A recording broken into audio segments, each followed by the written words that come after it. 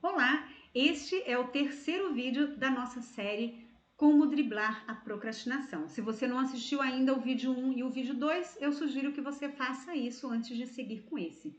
Mas se você já está com a gente aqui desde o começo, a essa altura, já sabe que procrastinação é um fenômeno natural de todo ser humano e que entender o nosso padrão de procrastinação é o primeiro passo para encontrar uma estratégia realmente eficiente.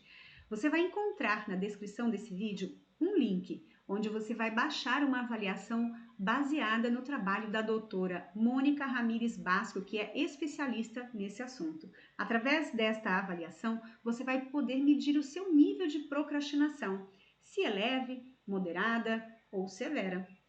Ainda você vai poder identificar qual é o seu padrão, o seu tipo de procrastinação mais comum.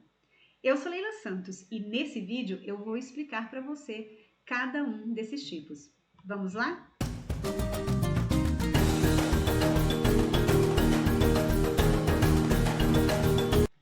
Vamos entender quais são os principais tipos de procrastinadores, de acordo com a doutora Mônica Ramírez Basco? O primeiro deles é o padrão evitativo. Qual é o pensamento, qual é a fala mais comum desse tipo de procrastinador? Não quero sentir nenhum desconforto.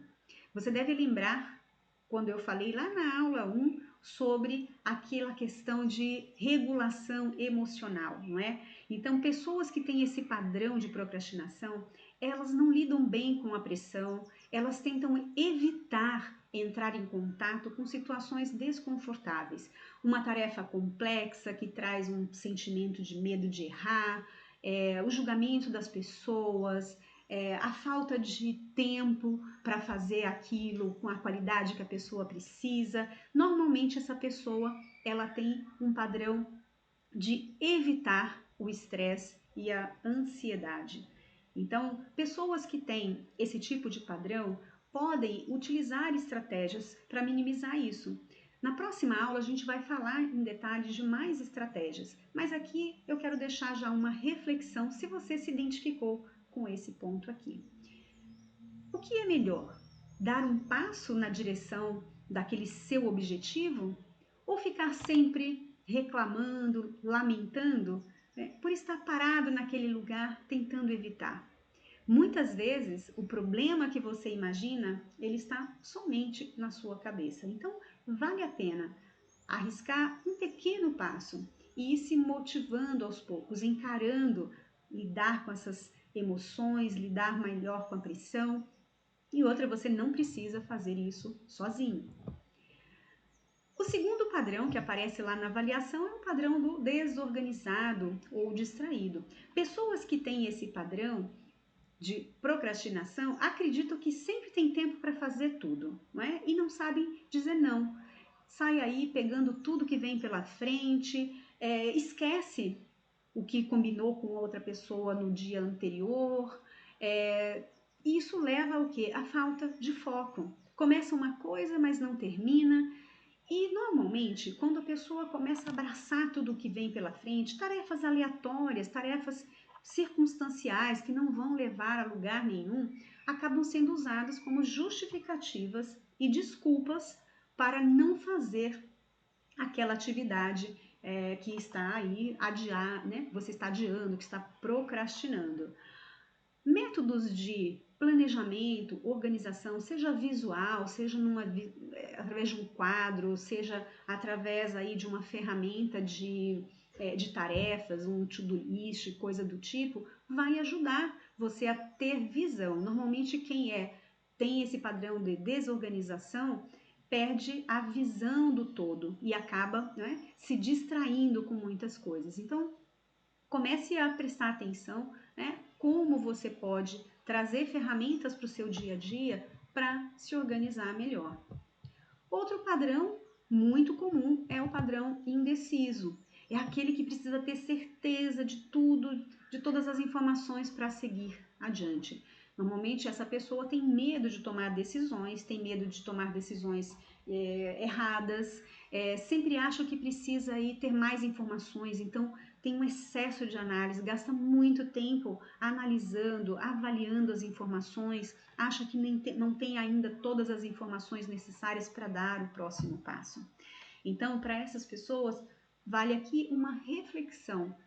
É melhor você também avançar um passo com aquilo que você tem, né? Fazer o melhor que você pode com os recursos que você tem hoje, ao invés de ficar parado, preso, apegado ali ao processo de análise. Outra dica interessante também é, você também não precisa ficar sozinho nesse processo de decisão. Compartilhe as suas ideias, compartilhe aí as suas estratégias com outras pessoas. Isso vai trazer para você um pouco mais de segurança.